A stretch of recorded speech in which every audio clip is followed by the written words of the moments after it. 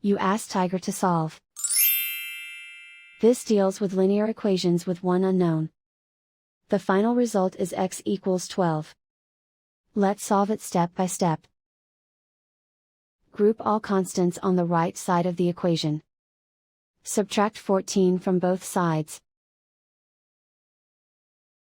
Group like terms.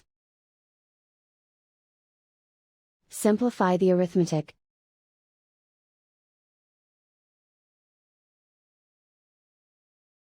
Isolate the x. Multiply both sides by inverse fraction 3 over -1. Group like terms. Multiply the coefficients. Simplify the arithmetic.